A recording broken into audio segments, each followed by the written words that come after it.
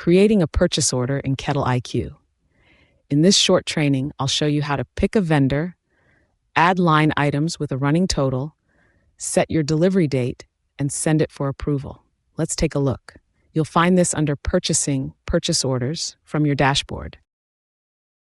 Here's how to build a purchase order from scratch.